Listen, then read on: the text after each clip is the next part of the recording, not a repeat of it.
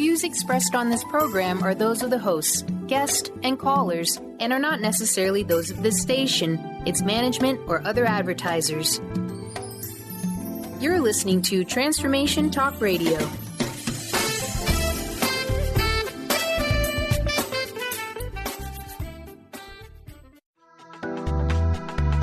This show's audio was via a Skype call. Are you ready?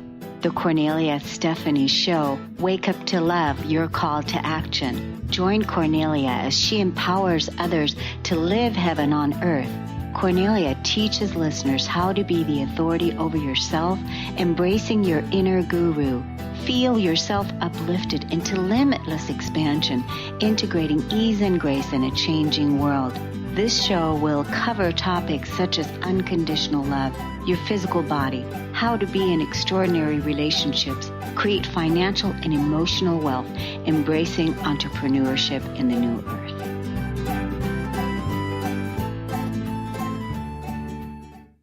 Welcome, everyone. Welcome to the Kornelia Stephanie Show. I'm Kornelia Stephanie, your host. I'm a little bit out of breath right now because I had to run to make it to this Skype call in time. So let me take a deep breath. Whew. Okay, here we go. We had some technical difficulties. Isn't that just the way that it goes? But here we are live, and thank you so much, everyone, for tuning in.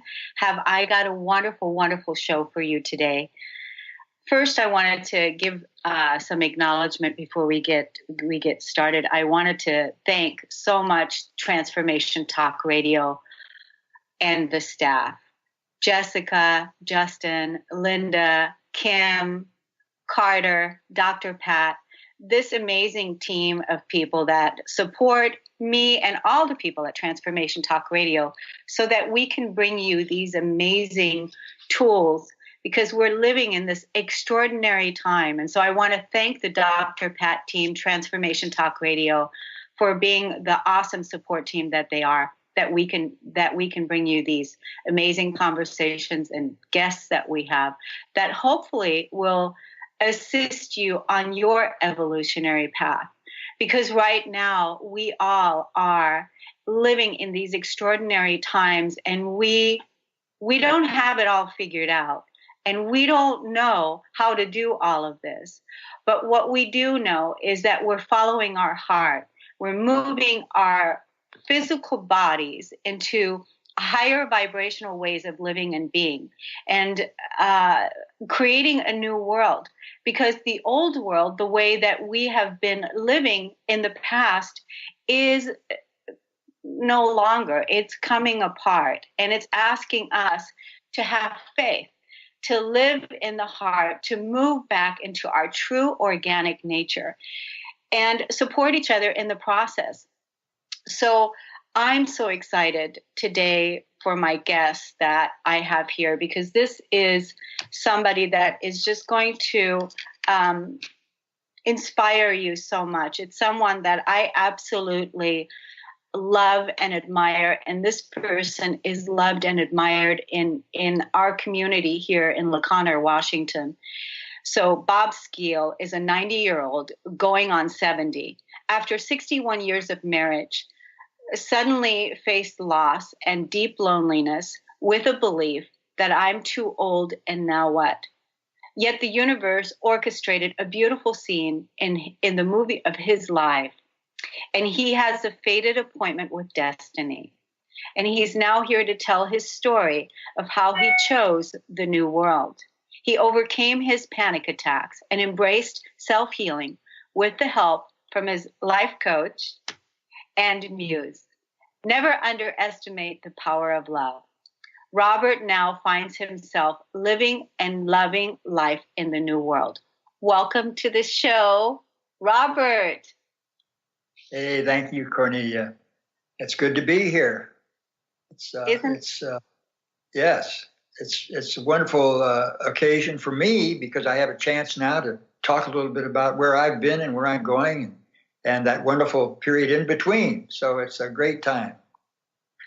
And when I was introducing you, there are so many things to say about you, because you have an incredible story and an incredible background. You're an author of 8 books, right? You've authored 8 books. I'm surprised to say yes to that, but that's true. Yes. Yes. Yeah. You're surprised to say yes. And 2018, I think, is going to be your 9th book. That's right. I'm in the middle of that right now. Yeah. Trying to write every day something that might be worthwhile reading by a few people anyway. Mm-hmm, mm-hmm.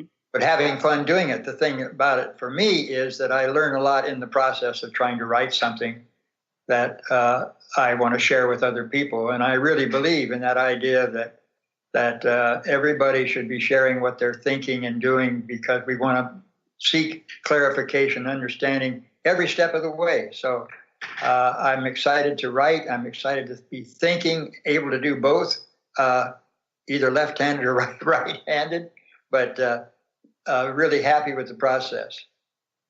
So can you believe it? How does it feel being here now, live on Facebook, right? And here you are at this stage of the game, and we've been talking about this for years. And how does it feel actually to be here now, loving your life? It's a wonderful feeling, and I feel so much gratitude for the chance to be here still. And it reminds me of all those occasions we had, Kornelia, when we would be. I don't know whether the friends and the audience knows, but you have been a guest in my house for a number of years now. I run what's called an Old Crow's Inn. I'm the innkeeper.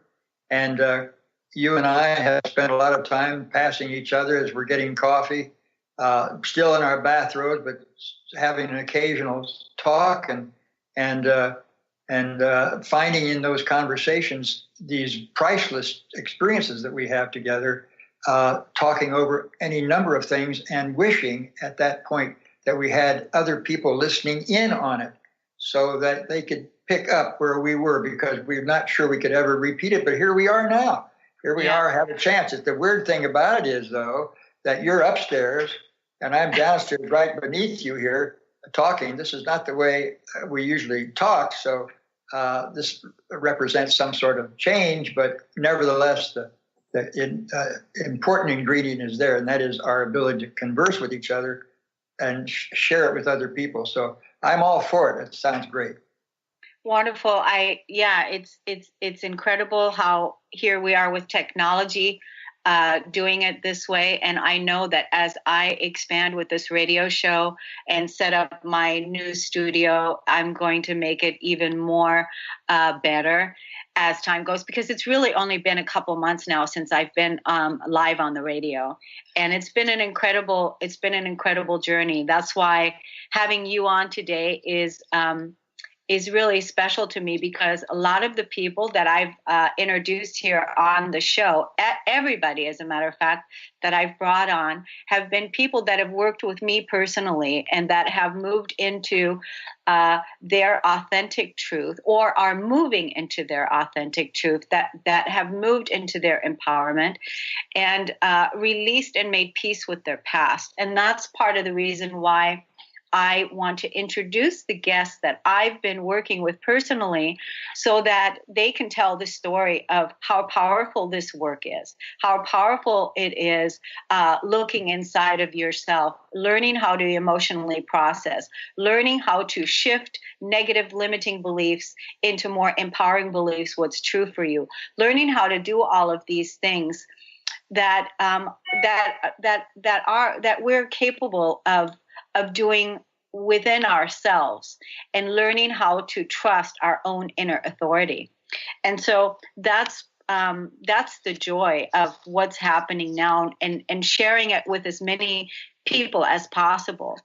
And here you are, a person like yourself who is 90 years old, going on 70, and you are such an inspiration and pillar in the community, because people can't even believe when they look at you, they can't even believe that you are 90 years old. And so do you feel 90?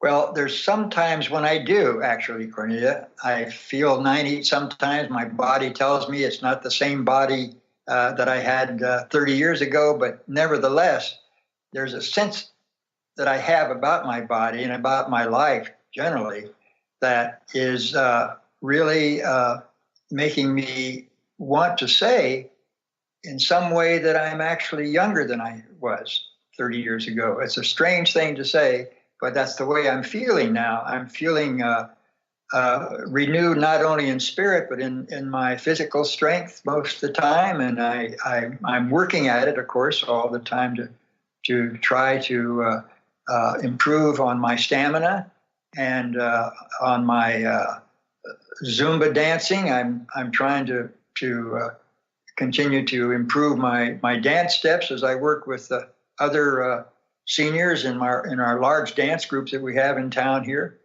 I try to work all I can every day, practicing my exercises, my yoga at home yoga, walking every time I get a chance to, instead of getting in a car. If I can avoid the car, the better it is.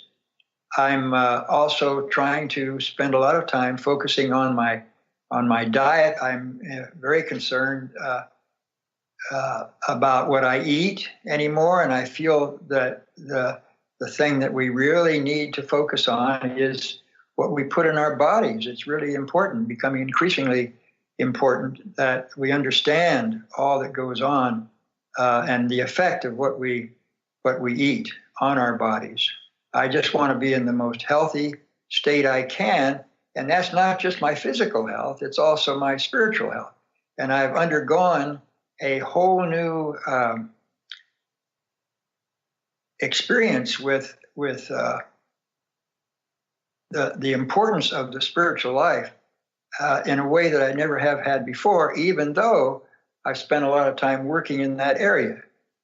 And so now, having gotten to the point where I am now, I look back in the few short years I've been on this part of the journey since my wife's death in 2012, and I recognize so many wonderful things have happened to me and have been influences on me that have really directed me in a way now so that I am in a place that I'm just delighting in.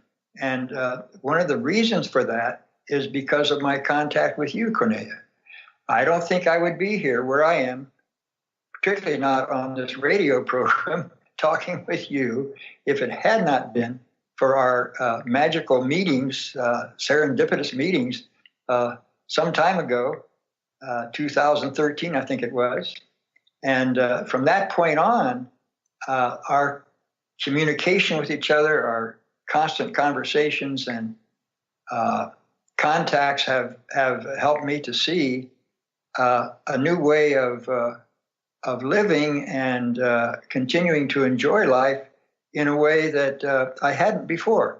And that's after 61 years of marriage. And I had a choice back in 2012, after my wife's death, of just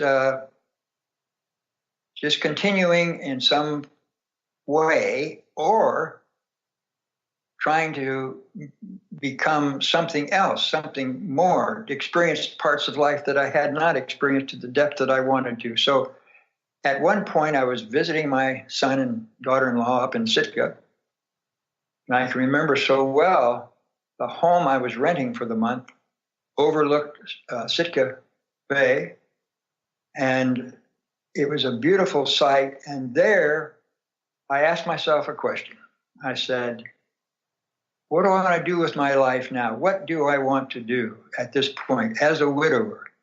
I'd never lived alone in my entire life. I realized I either lived with my parents or with my friends aboard ship when I was in the service or at college, but never alone for any length of time.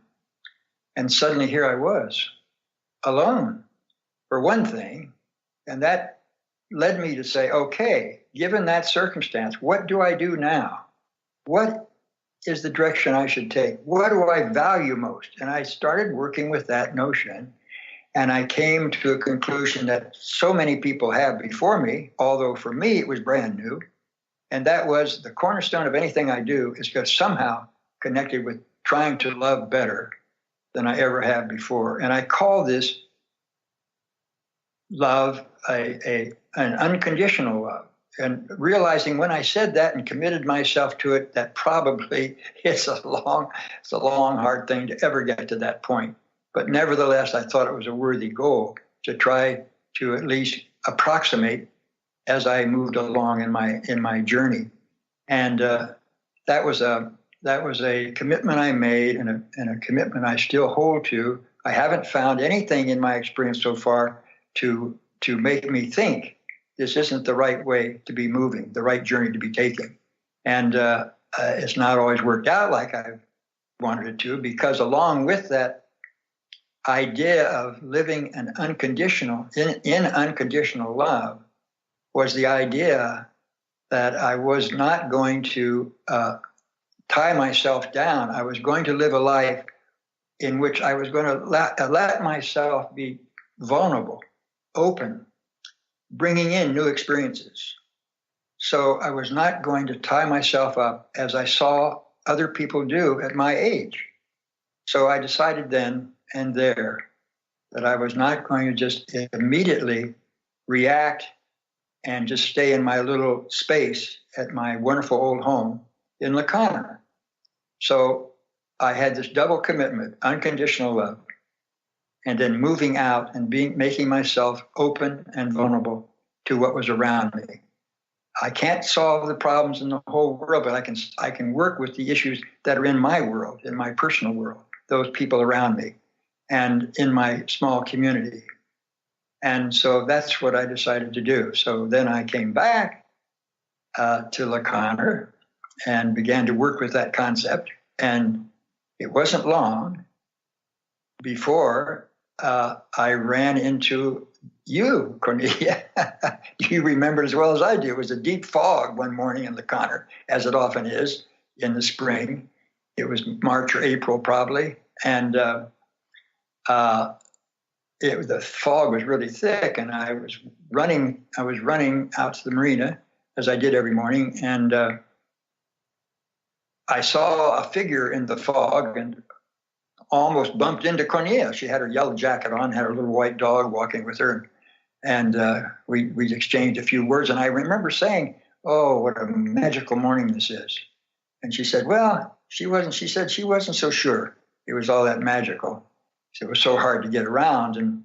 And I let that pass, and we said goodbye to each other, and that was that. But that same day in the afternoon, the fog had cleared. It had gotten beautiful out. The sun was shining. And Kornelia was walking with her in her same yellow jacket with a little white dog out toward the marina. Again, I was walking back from the marina in my afternoon run. And I said, "It looks like our paths are going to cross." So I said, "Okay, let's do this." So our paths crossed right in the middle of a parking lot at the marina. And there was not a car around, but we stopped there and started to talk with each other. And she said, "Well, what's up with you?" And I said, I gave her my story. I told her what I just told you. And I said, my life is just based on unconditional love. That's the only thing I feel makes life worth living, is to work in that field. And she said, "That's really strange, because I work in this field too. And I'm a life coach, and I have this, the foundation of my whole life's work is love. That's the foundation of it." And I said, "Kornelia," I think by then I knew your name. I said to you, I said something, "Well, you know, Kornelia, I really, my love is so unconditional. I even love you, a total stranger." And she said, "You know, the same thing for me. I love you, even though you're a total stranger." At that point, we embraced. And we held that embrace for a few seconds, longer than I thought we might. And we broke away, both laughing, and she said, "I want your telephone number. We've got to get together." And I thought, this couldn't be a proposition. She's much too young for me. But in any event, she turned then and yelled to three women that were walking along in the neighboring parking lot, asking for a pen and a paper and pencil so she could write our numbers down. And then she said, "I'd like to talk with you again because I'm going to have a retreat coming up pretty soon." Yeah. "Oh, a retreat?" I said, "That sounds interesting. What's that about?" She said, "Well, it's about transformation." And I said, "Oh, no, I don't want to be involved in New World stuff." She said, okay. She said, "If you attend, I tell you, I guarantee you, if you attend, you will come out a changed person. Something will have happened that will move you in the right kind of direction." Then I said to myself, "Oh, yeah, I bet. But I will check out your website," I said, "and I'll let you know." So I did. I checked out her website and came back the next day. We saw each other again on our walks. She said, "Well, how'd it look to you?" And I said, "I don't want anything to do with you guys." I said, "It's all New World stuff." And I said, "I'm just not really interested." Then I stopped myself. And I said, wait a minute. Didn't I just vow to be open and vulnerable and continue to learn? Right there, I stopped myself and I said, wait a minute. Okay, Kornelia, how much does it cost? $150 for the weekend? Okay, I'll buy in. I'm going to come just to point out to you that you're probably wrong and I'm not going to change. But I'm opening myself to that possibility. So that's what I did. I actually went to that retreat. Just so everybody knows, Kornelia gives these retreats every now and then. There were 14 or 15 people, wonderful people present. Of course, all of them younger. But here I was among this younger crowd. There were a few that were more elderly, I might say. But anyway, I was clearly the oldest. But nevertheless, she was right. It did change my life. And that was the wonderful thing. And it did it in such a simple way, just by helping me to see that it was okay to open up, to discuss things that I hadn't discussed with anybody for a long time. And they were the views I were getting back, the reactions I were getting back were from younger people who had a liveliness and an alertness about their things. And they were listening hard and also sharing with me where they were. And I felt the impact of that whole conversation for over those 3 days was just beautiful and really was moving. And it did change me. It started me on my journey that's still in progress now. And it's been, for me, a very exciting journey with all sorts of aspects to it that we can spend time talking about. But I'm really happy to be here with Kornelia now and be in this place because Kornelia has been instrumental in helping me get here. And I wouldn't want to ever leave anybody thinking that she had anything but the singular important part to play in my life, because she has. It's been a wonderful relationship, a working relationship, a spiritual relationship of the first order. And I've never really had anything like this before. And I'm just so delighted and so grateful and having so much fun on top of everything else. So that's where I am, Kornelia. I know, that's a beautiful. Thank you so much for sharing all that. The retreats certainly are fun. But, what we want to focus on right now is you. We want to focus on how you have really faced some of the things that so many people right now are having a hard time with, facing loss, facing illnesses, facing depression, facing themselves for the first time.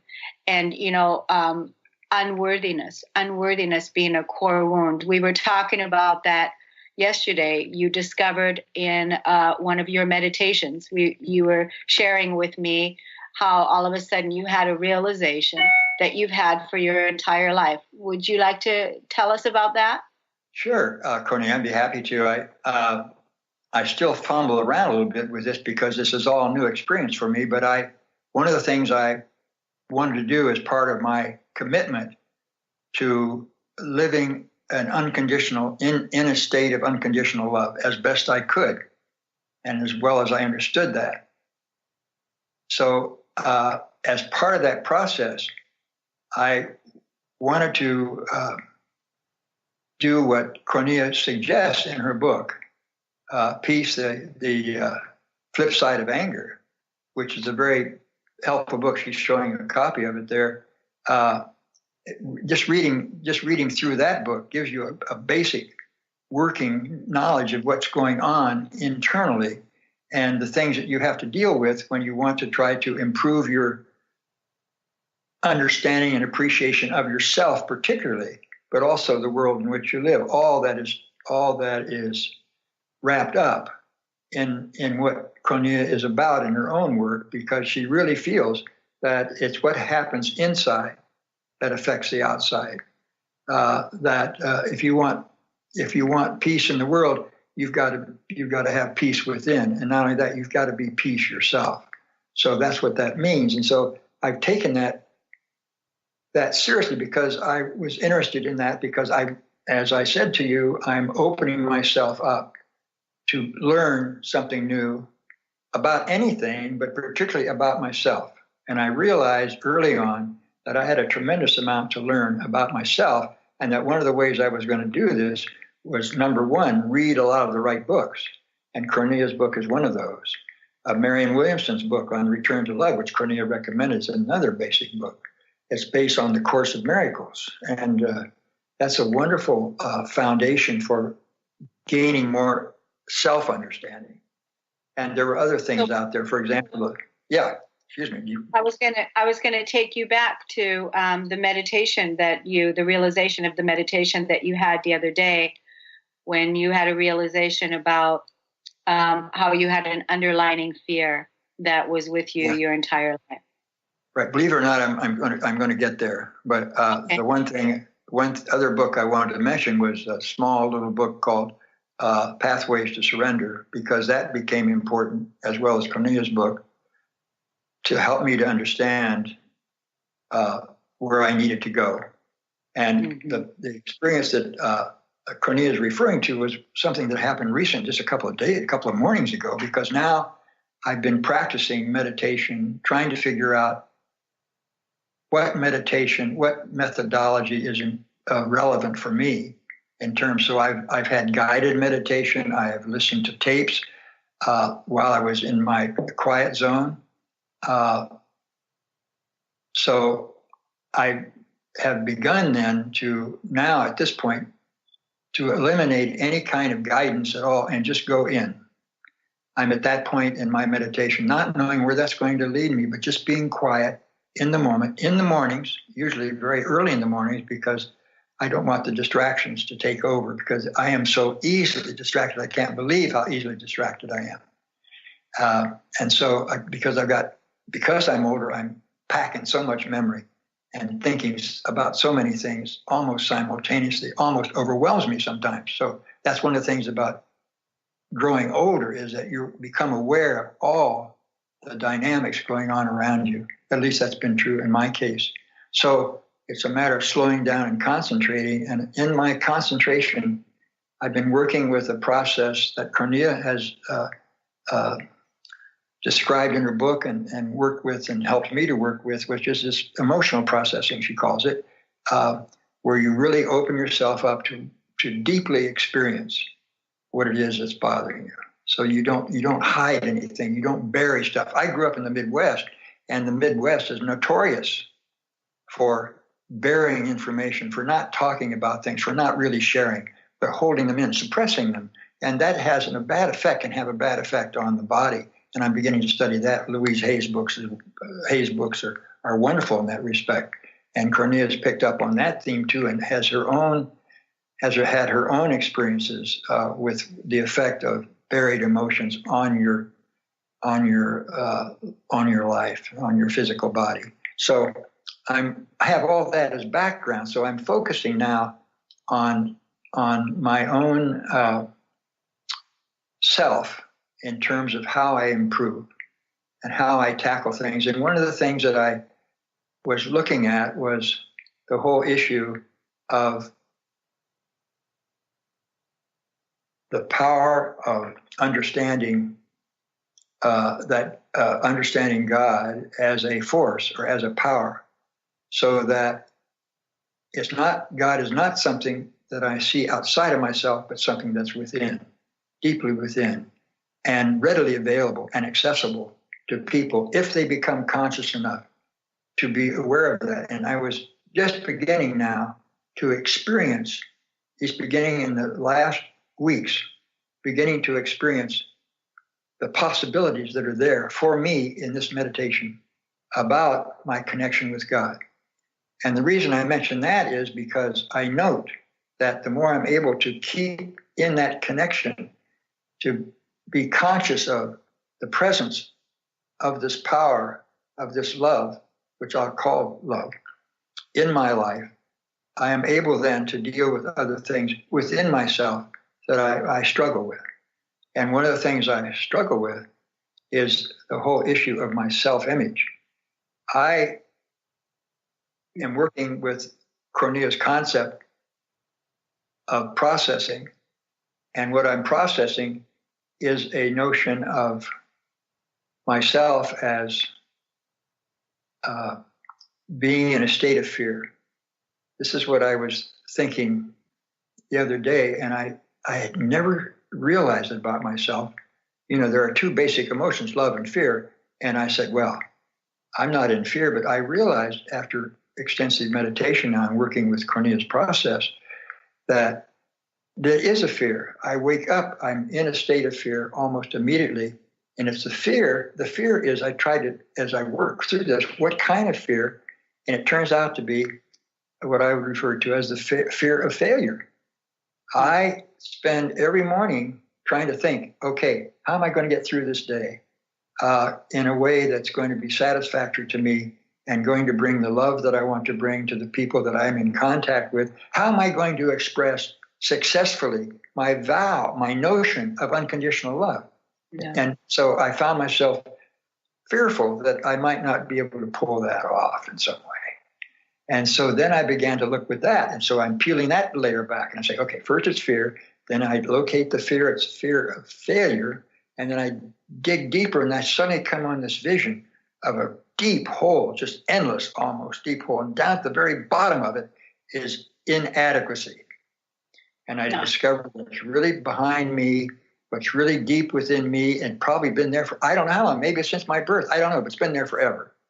And it's a sense of inadequacy. I cannot function adequately. I do not feel myself to be adequate to the task of living and loving the way I want to. So there it is at the very bottom. I've discovered that. And I am so thrilled to discover that. And why? Because now I can bring it out into the light. I can get it out where I can talk with it. I can share it with all of you on transformational radio. I can't believe I'm even doing this. But here I am. Talking not only with Kornelia like I do all the time, but also talking with all of you about what this process involves. And it's a wonderful process. Takes a long time. It's taken me a long time to get to this point. But here I am now looking at this concept I have of myself as inadequate in some way. Where does that come from? And so I'm exploring that. But the beautiful thing about it is, as I'm exploring that, I'm also experiencing this other side, which is the sense of God's presence in my life. I'm now at the point where I'm experiencing not only this inadequacy, I'm also experiencing this love of God that's present within me, this force, this energy that's within me that is actually accessible to me, which when I make contact with it, it completely eliminates my sense of inadequacy. Excellent. And so I come to the conclusion then that the only way I can live, the only way I can possibly want to live, is to be in constant contact with this reality within me, this whatever you want to call it, God, Holy Spirit, life force. There is something there, and it's been repeated in history by leaders throughout the world, that there is something there, and I'm tapping into that. And everybody, I'm feeling, can tap into that once they become conscious of it. But they've got to take the initiative. I have to take the initiative. This didn't happen to me out of the blue, accidentally. I've been working on this, and I have worked toward that One of the most wonderful books I read in the process of that was The Practice of the Presence of God, Brother Lawrence's book. Many of you may know that, but if you don't, you should get it's a small book, but it's powerfully packed because it actually expresses a way of thinking about God within the Christian tradition. But it's easily expandable to anybody in any religious tradition. And I just find myself using the wordage that Brother Lawrence uses, or the people that wrote about Brother Lawrence, in my own practice, because practice seems to me to be just the exact right word to be using. Practicing. I'm not sure that practice makes perfect. I'm not sure I would go that far, but it's certainly what I feel I need to make any headway at all. And so I'm saying, oh my word, if I can just live in this presence, if I can just be conscious, the more I can be conscious that, the better I'm going to be, because it'll help me to reach that level of confidence, overcoming inadequacy, overcoming any sense of lack of self-worth, anything that prevents me from being truly the person I think I really am at heart. An authentic human being who has something to offer to other people and also appreciates what other people bring to him. So I am just in the midst of this right now, Kornelia, and I have nothing to offer anybody else. I can only share with you where I am. And for me, it's a really exciting place to be. I don't care what age you are. It's an exciting place to be. And I am just so happy that I am now discovering for the first time not only a level of happiness, but a sense of joy about what I'm doing. A sense of joy is really exactly it. Yeah. Okay, Kornelia, that's where I am. That's so beautiful. I love listening to you. At so many different times I wanted to intercept, but you're on such a flow right now that I just wanted to see you flowing and going. But the one thing that stands out is when you're talking about being in that place where you are in your divinity, and how you just want to be there continuously. That is the part of the awakening to remembering that we are not separate from our divinity, that we are not separate from God, that we are at one with God. You and I are going to have another conversation next week when I bring you back, where we're going to talk about religion, God, spirituality, and we're also going to take callers next week that can call in and that can ask you questions and that can ask me questions 30 minutes after we go live. And I'm going to be gifting one lucky caller $100 bill. And you're going to have to tune in next week, because I want to tell you about how that $100 bill is making its way into your hands.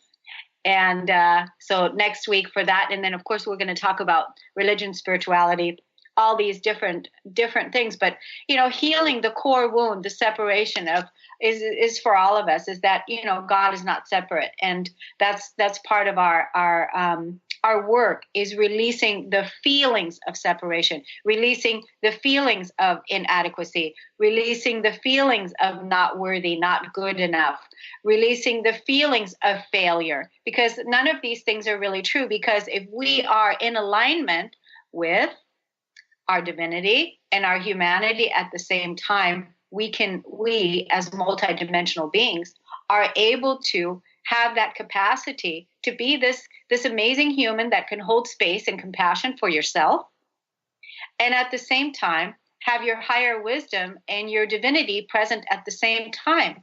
This is one of my gifts that I'm living, is walking with my shadow and my divinity at the same time. And so it's a wonderful walk, because everything that has been in the dark about yourself, that you don't like about yourself, that you don't love about yourself, that you don't that you haven't loved free, is one of my mantras, is coming up to be healed and to be loved, so that everything can be brought home within you, because heaven is a state of consciousness within. And so It's wonderful to have this conversation with you.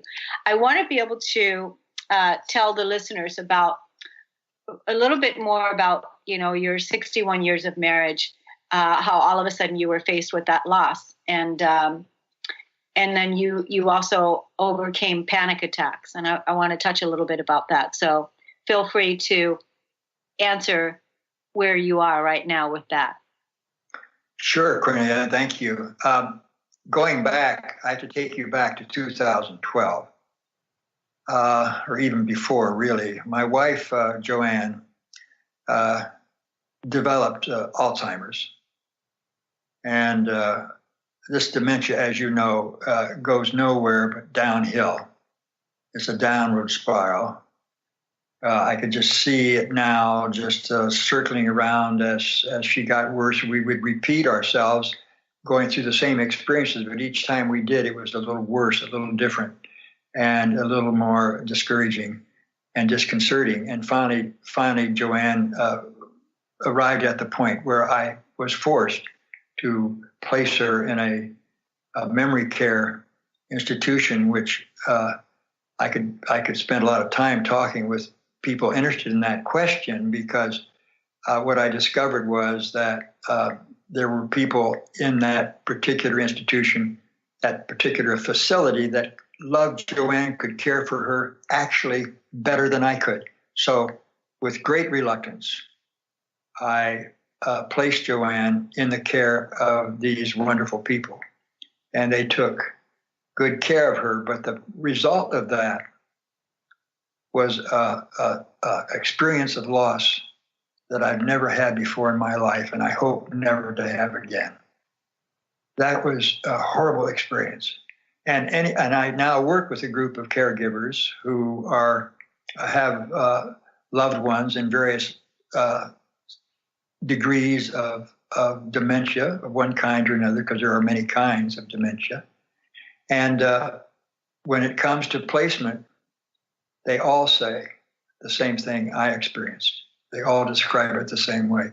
It's just horrendous, because it's the time you realize that things are never going to be the same, that you're going to be leading separate lives.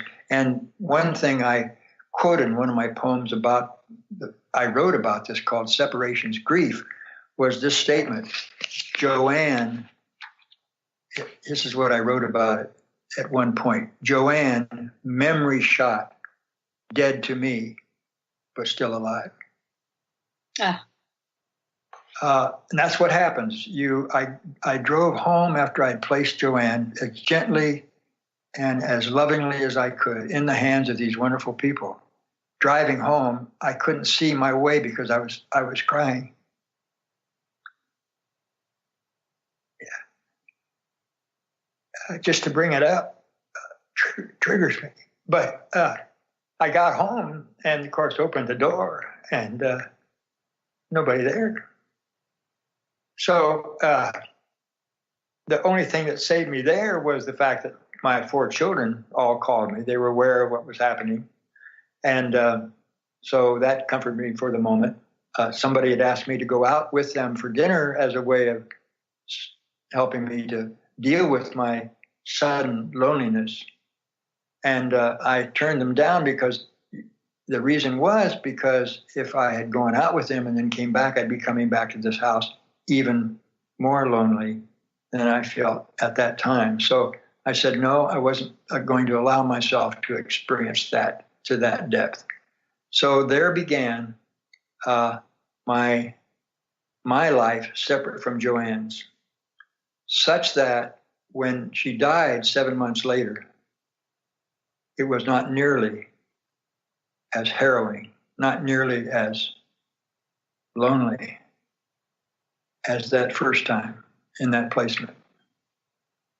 So I just want to say that loss was deeply felt, and it's still felt.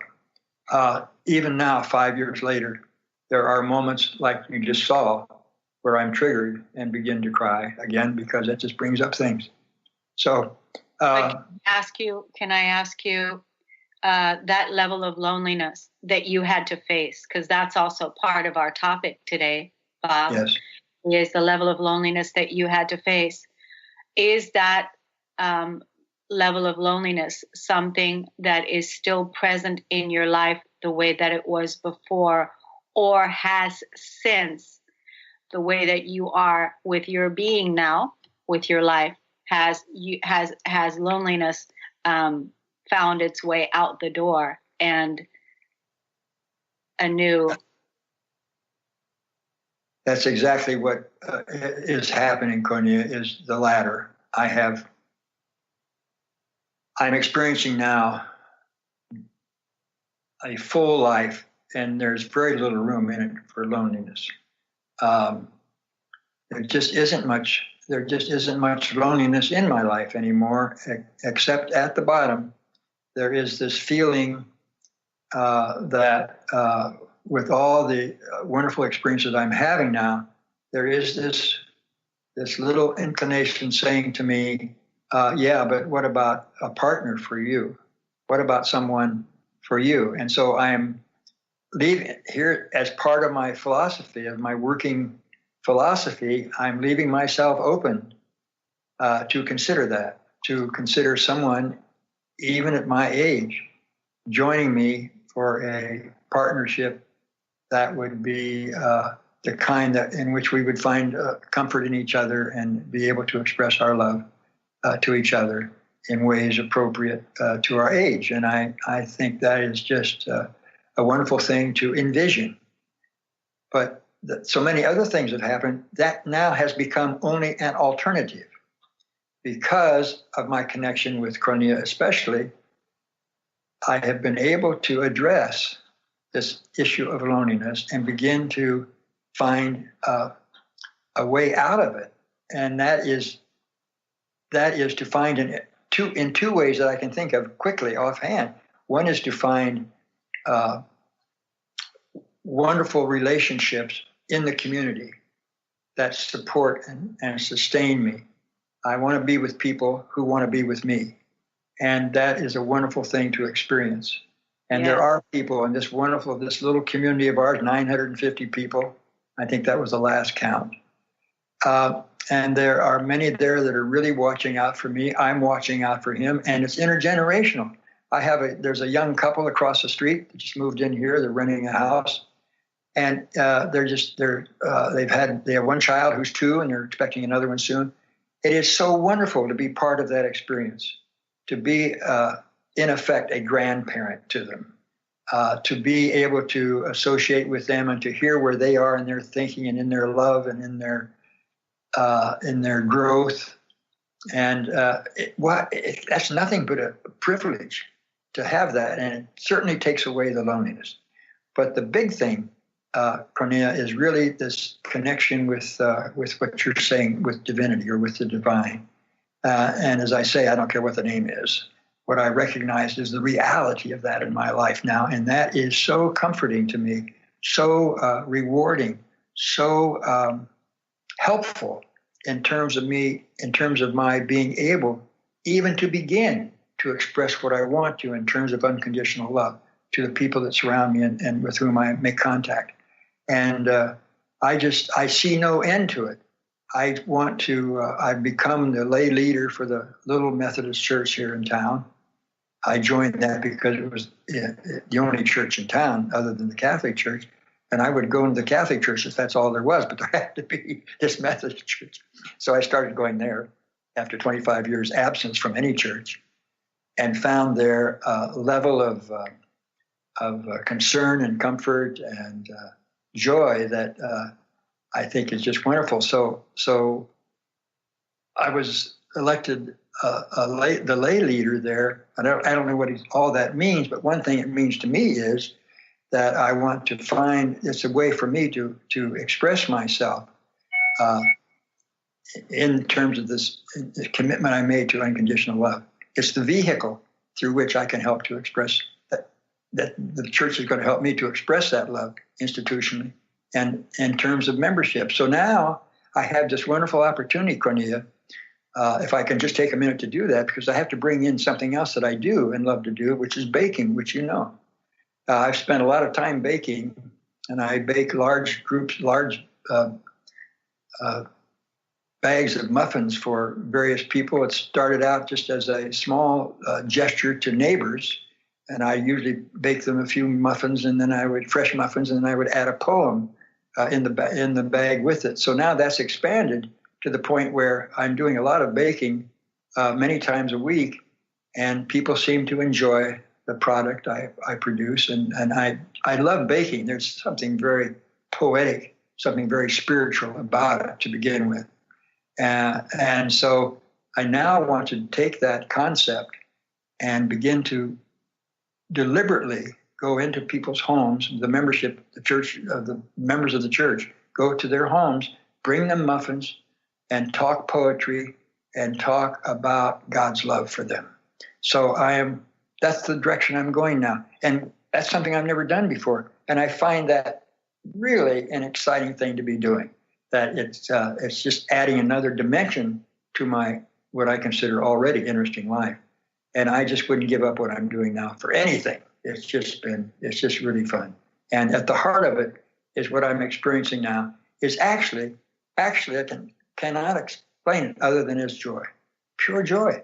And it's just such a wonderful place to be. And I just want to share that with people, anybody that'll listen, because it's an electrifying place to be right now, Kornelia. And to have you here just makes it so much more meaningful to me, because you're the one I can blame for starting this whole thing. Yeah.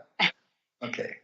Well, in the new world, we're not blaming. We don't blame. So we don't do that. We take responsibility for ourselves, and blessings Good. To you for taking such great responsibility for your own joy, for your own happiness, for releasing the pain from the past, and healing the separation of loneliness, and being your own best partner, and then bringing that best partner to all of your relationships, because that's, I think, the joy that you're feeling is you're feeling so at whole within yourself, and now going out into the community and sharing that self, where the self is not preoccupied with lower emotional feelings of not good enough, not worthy, separation from source, separation from God, the lack of self-love, all of that. Once that self-love takes place, that unconditional self-love takes place, it takes over, and it becomes the joy of living. And that's what this whole expression is about. And you're natural on the show. You need to have your own show. You need to have your own show, because you are just natural. One thing you mentioned there, Kornelia, that I just want to pick up on just for a brief moment. You use the term becoming whole. This wholeness you're thinking about, I think in terms of the alternate meaning for that is wholeness, holiness. To be whole is to be holy. That's one and the same thing. To be completely whole in one as a being, and in relation to this force of love, or whatever energy you want to call it. That is a totality that is whole, can be described either as whole or holy. It's the same thing in my estimation. It's a sacred concept. And at least that's what I prefer to say about it, because the way I prefer to look at it that way, because we have a choice of how we want to look at things. And that how we look at things is really important. And I see no reason not to think that the wholeness I feel as a human being, the wholeness that anybody feels, where everything is operating in harmony, is anything other than sacred, other than holy. That to me is the meaning of holy. So maybe I'm doing a reductionism that it doesn't deserve, but I really feel so strongly these days that the difference between our normal life and our sacred life is so close. It can be really the same thing. And so I love that. I love that. Let's end it there on the sacred walk, that our life is a sacred walk, a sacred journey. It's the sacred and the holy, whole, the one. Yeah. I can you believe that this hour is just about up? We have like a couple minutes left, Bob, and we have been speaking for an hour and we didn't even run any commercials. It's just incredible how fast time goes by. So I want to thank you for being so vulnerable and being so open with your sharing self and sharing with us and inspiring our listeners that it doesn't matter how old you are, that at any age people can begin the awakening to remembering journey to find the peace within themselves. Thank you so much for sharing that with us today. And I want to thank the first sponsor of the Kornelia Stephanie radio show is Dieter Ernst. Dieter Ernst, he is the inventor of the best flying car in the world. And so thank you so much for being the first sponsor for the Kornelia Stephanie Show. And you will hear more about the flying car in the future, but you heard it here first. I love speaking new life into being and acknowledging and recognizing the gifts that we all came to share. So I want to say that to the sponsors out there. And I also want to send a shout out to my beloved, my partner. This morning, we got into a fight. And I just want to say that, you know, we don't have it all figured out. We're learning how to communicate with each other in new ways. And that requires sometimes having these tough conversations and having ways to find bridges to be able to have each person heard and have each person understood. And so, baby, I love you and I love you. And so I want to say that. And the other thing I want to say is that people that want to work with me, there's a ton of support that I have created that's available for you. Every single day, I have an online membership program that is a global membership community, and everybody should sign up for it. It's only $10 a month, and it is daily inspirational messages straight from source, straight from the inner authority that I share in an online community that are 5 to 10 minutes long. They have audio messages and text also. And then this is an opportunity for me to share my gifts and bring my creations into being, and then also share them within an online tribe so that we can have communication about creating the new world together. So that's one. Go to KorneliaStephanieVIP.com, and it's part for raising your daily vibration. That's part. Bob is the one actually that is my editor, and he edits all of the daily messages that I record, and so we make a wonderful team there. And then I also have, if you want to coach with me, you can go to KorneliaStephanie.com and look under my coaching packages. And I also have a course that I created that's going to be launched in January, on January the 8th. It's an e-course. And you can look under KorneliaStephanie.com under Evolve, and there's courses listed. It's a 21-day peace course, and it really assists you in creating your own inner peace garden. And it's audio recordings. And take a look at my website and see if this is something that would interest you for the new year. And then also give it as a gift to someone else, because so many people, like Bob said, it's not about what's happening out there. It's about our own inner community, the people that we see every single day. That's where we can support each other. That's how we can change the world. That's how we can show up for each other. It's about building our beloved community in our communities. And that's one of the things that I really prize in being here in La Conner, because we have been able to have this small pot of people that where we can express our joy. And it's a wonderful way to do that. And so I hope that you reach out for support, because part of this is you're not alone. And we are moving at the speed of light. And so just know that all of this has a purpose. And you can, too, discover the joy within your own inner being. So, Bob, do you have any final words that you want to share? Would you like to read one of your latest poems with us? Sure.